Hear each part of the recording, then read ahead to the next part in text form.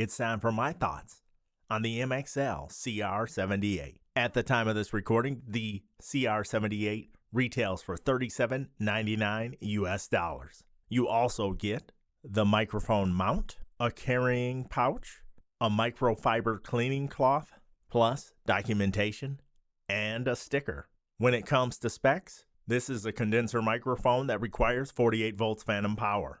It has a cardioid polar pattern, a frequency response of 30 Hz to 20 kHz, a sensitivity of roughly minus 36 dBV. I had to do a little conversion on that because the spec they give you is not in the conversion of the typical microphone that I've ever reviewed. Right now, I'm talking on the CR78, and this is what it sounds like.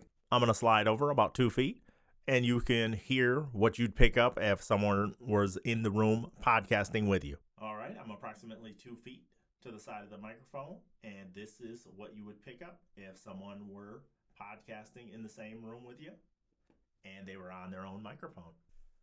Now I am approximately 2 feet from the back of the microphone, and this is what you'd pick up if someone were across the table about 2 feet from the back of the microphone. All right, if I was a massive gamer and I was clacking away on these old keyboards, this is what you'd pick up.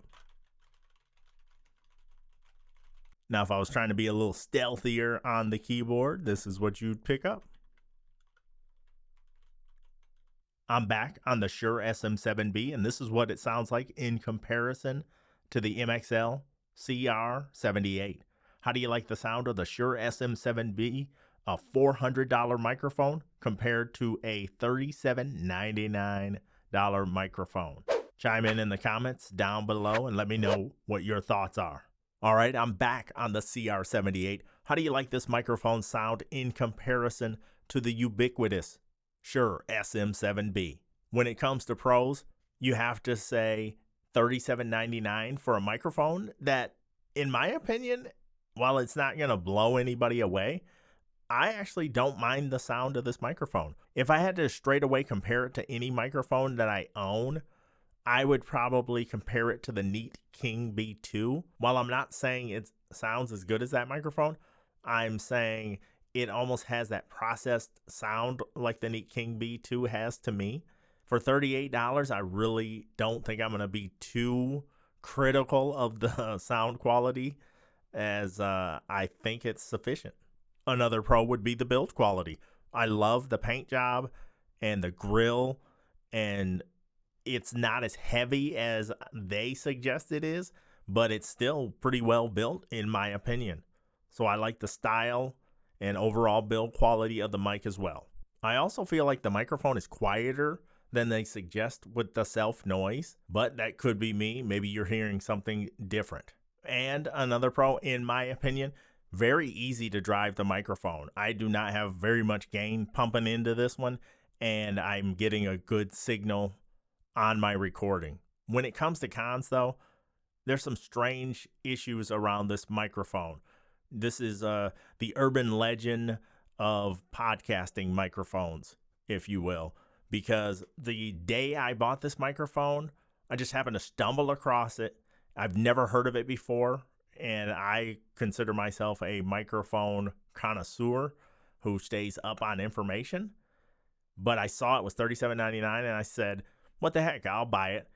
The same day, it was then unavailable after my purchase, and I haven't been able to find it anywhere since. That's just at the time of this recording. Maybe things have changed. Even the Amazon listing was pulled, and it says now no longer available. The microphone allegedly came out in 2023, and it did suggest that it was a limited edition microphone. So maybe that limited edition time frame is up and they're going to pull the microphone. But I just found it very curious because it's really inexpensive. The people who have purchased it, very few anyway, love it. And I just find the whole situation to be pretty curious, to say the least. Another con is the specs being all over the map here, from weight to having to convert self noise and stuff like that. I don't like that at all. I think that's kind of sketchy. I'm not sure where MXL is based. I'll look it up and throw it on the screen. But usually measurements come in certain formats. And I noticed that some other companies will make stats a little harder to discern for various reasons. That's kind of the idea I got from this, but it doesn't seem to be negatively impacted by those same measurements. So I don't know what the benefit would be to obscure some of this data. Overall, I think it's a usable microphone. I don't think anybody's going to be in the comments blown away by the sound quality or anything like that. I think, like many of the microphones I've been reviewing lately, it's going to be a usable microphone, and some people might gravitate towards it, where others might say, nah, not at all for me. But I think it'll be a balanced reaction in the comments, but we'll see. Time will tell. And also, I'm going to be very transparent. I typically do not like MXL microphones. The only other MXL microphone that I have liked was the CR77, and that was only based on its design. That microphone had a thin sound to it, but one of the coolest designs. I would love to hear your thoughts in the comments. What do you think about the MXL CR78? Do you like the sound profile? Is it pleasing to you? Is it a little too thin sounding to you? Does it have an unnatural sound to you? What are your headphones telling you? Chime in the comments down below. And if anything changes on the availability front, I'll put the link in the description where you can check it out for yourself. $37.99, the MXL CR78. As always, thank you.